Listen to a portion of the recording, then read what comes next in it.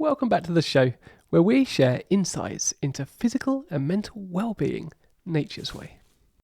I'm your host, Chris Newton, and these are my conversations with Mother Nature.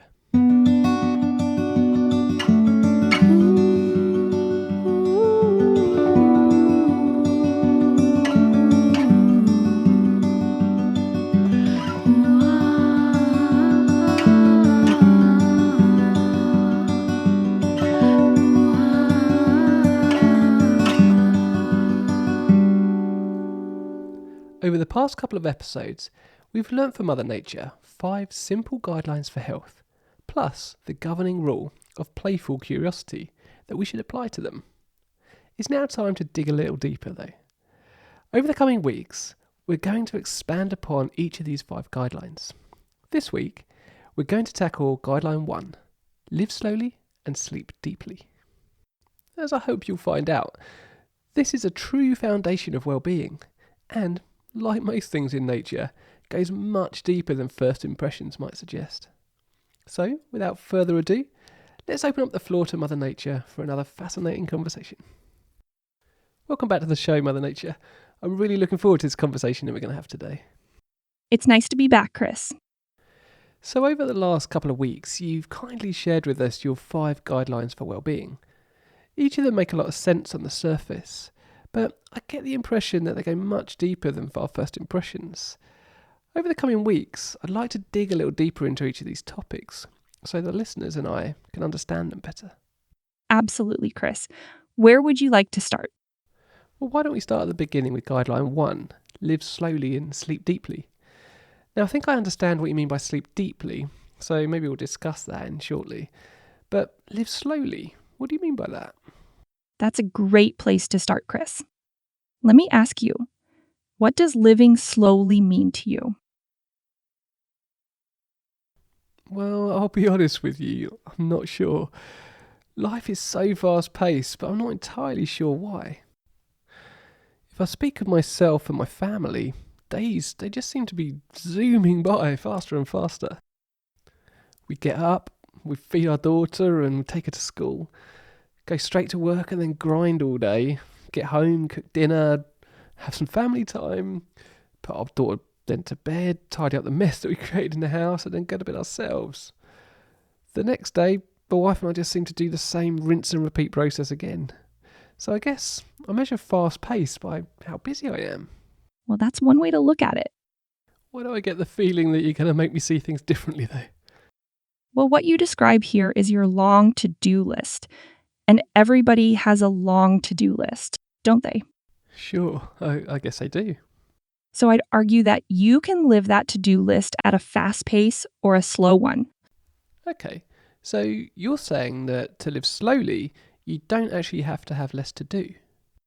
Yes, that's exactly what I'm saying. Let's compare your life to the Dalai Lama's, for example. Who's living the faster pace? Okay, Let me help you, Chris. The Dalai Lama has the responsibility of being the spiritual leader of an entire nation, is an international speaker, campaigns for Tibet's independence from China, has written or co-authored over 500 books, and is a consistent public figure. And that's just what you get to see. You, however, Chris, have a pretty average life. Thanks. So clearly the Dalai Lama has a faster pace of life than me. Well, I'd actually argue that you have the faster pace. Give over. I know I complain about how hard life is sometimes, but seriously, you think my life is harder than a Dalai Lama's? No, it's not harder. Not by a long way. It's faster. Okay, I'm definitely missing something here.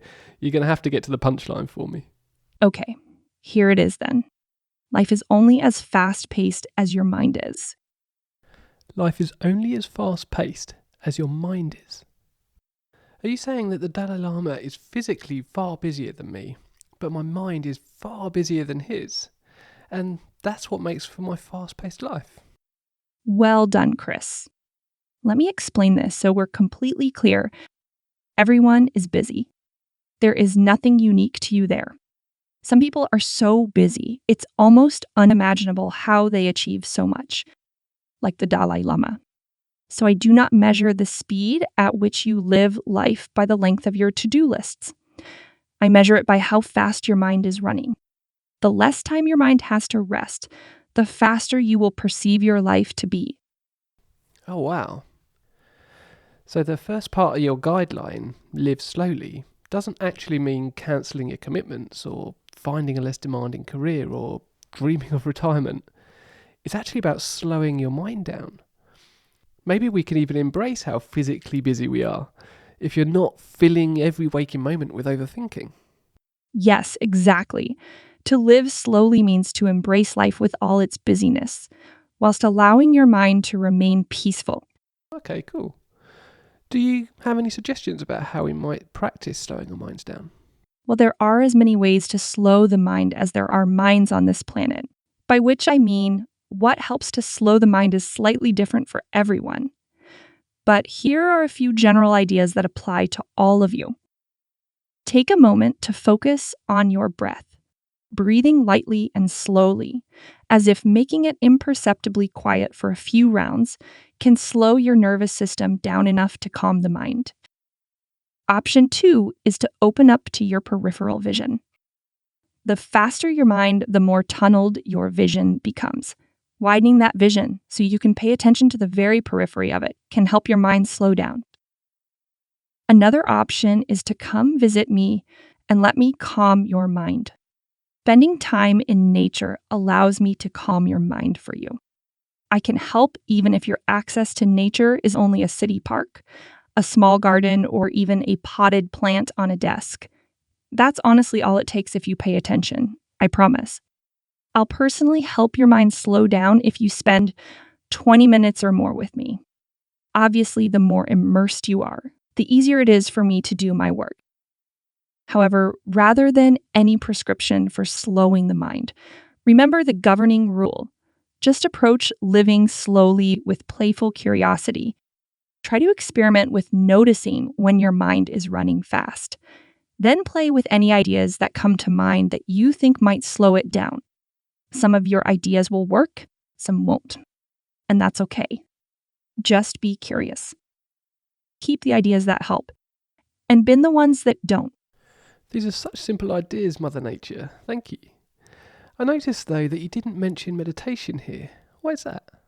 Meditation is an excellent tool for slowing the mind, but it's an option that works extremely well for some, yet others find it frustrating beyond belief. As always, it's about being curious about finding out whether it works for you.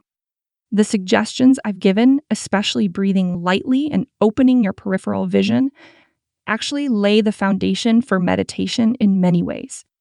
You can also do them whilst you're busy with your to-do list. And that's the goal when living slowly. You want to be productive, but do so with a slow, calm, peaceful mind. That way you'll sleep much more deeply. Thank you so much for that detailed answer, Mother Nature. And I guess it's a perfect segue into the second half of your guideline too. How can we sleep deeply? By living slowly. No, I mean, how do we help ourselves sleep better so we wake up feeling more refreshed?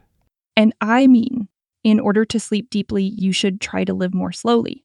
You can't expect to zoom through your day with a busy mind and expect it to just slow down the second you climb into bed. How you sleep is a byproduct of how you spent your day. Ah, that makes sense. So the brain is switching gears to do the night shift, and it needs time to slow down. Yes, exactly. Even if you can live more slowly in the evening, it will help you sleep better at night. I see. And I guess we have to remember that by living slowly, you don't mean time spent on the couch in front of the TV. That's just a lack of physically doing something. It's not slowing your mind down, is it? Exactly. To sleep more deeply, it's important to have a calm mind in the hours leading up to going to bed. Some television programs can promote this, but others keep the mind whizzing. And I guess late night social media scrolling busies the mind too. Yes, that too. But remember not to get caught up in what is right and wrong. Everyone has their way to slow their mind. Again, it's about playful curiosity, or in this case, calming curiosity. If you feel relaxed in your body and mind leading up to going to bed, then you're probably doing okay. If you feel tense in body or mind, then maybe it's time to play with other evening routines. Yeah, it's easy to get caught up in the arguments about what we should and shouldn't be doing, right? What I'm learning from you is that in order to live slowly and sleep deeply, we really have to let go of over-analysing everything, feeling guilty or being rigid in our routines that actually don't serve us. Instead, we should let go of the pressures we put ourselves under and allow our minds to slow naturally. Got it in one, Chris.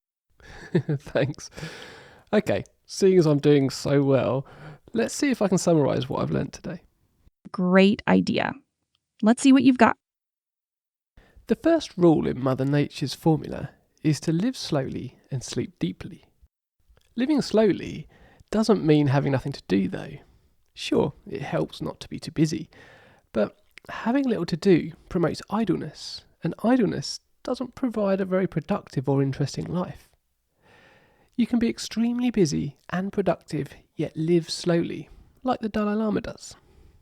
Living slowly isn't a product of how busy you are, but how calm your mind is whilst you're getting about your day. What Mother Nature intended for us was to simply live life where our minds are not stuck on overdrive. From ancient philosophers to modern human sciences, we've learnt that calming the mind has all sorts of health benefits, helping everything from mental focus to managing depression or anxiety. It also has some useful side effects. It can help you sleep better.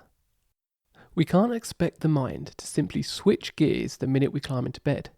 It takes time to slow down and prepare itself for all the work that it has to do whilst you're asleep.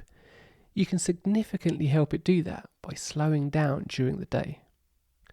But remember, as Mother Nature likes to remind us every so often, living slowly and sleeping deeper won't happen overnight. It takes practice and experimentation. If you apply the governing rule of playful curiosity, you can learn to find what works best for you, helping you develop a calm, clear mind and sleep more deeply at night. Excellent work, Chris. Thank you. Now, it crosses my mind at this point that we're going to get some kickback from social commenters on our conversation today. We've spoken about slowing the mind down, but it occurs to me that some people are going to say that they thrive on a fast mind, which I tend to agree with. What would you say? How slow do we need to go? Everything in nature, Chris, is on a spectrum. For example, there is no perfect size or shape to a tree. Trees grow in all shapes and sizes, but they are all perfectly recognizable as trees. The same is true for living slowly. It's a spectrum. If the person is calm, functioning well, and sleeping optimally, we will all be able to recognize that this is a healthy mind, even if their mind is still capable of running faster than yours. I think I know what you're saying. Maybe at the faster end of that spectrum, you might find an ADHD mind.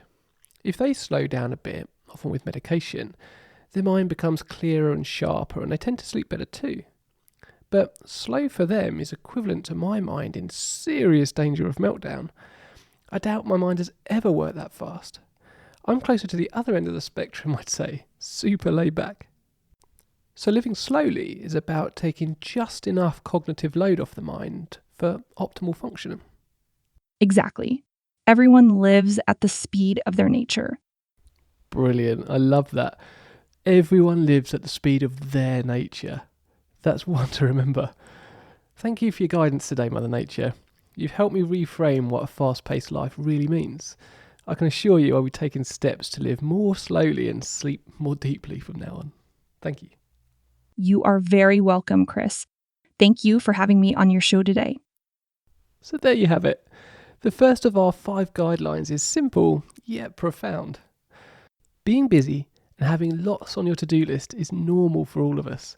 It's how busy we allow our minds to become that causes us to suffer and feel like life is zooming by at an ever-accelerating pace. Take a moment now, if you can, to slow down any racing thoughts you have. Focus on your breath, widen your vision, or take a few moments to notice the nature around you. Even if the nature that you can access right now is just the passing clouds overhead, Mother Nature has a way of calming you when you pay her a little bit of attention. If you enjoyed this episode and you want to hear more, then please support the work by subscribing to this podcast. And if you're interested in learning more, please visit the links in the show notes for more resources on my website. And remember, health emerges quite naturally when you allow Mother Nature to guide you.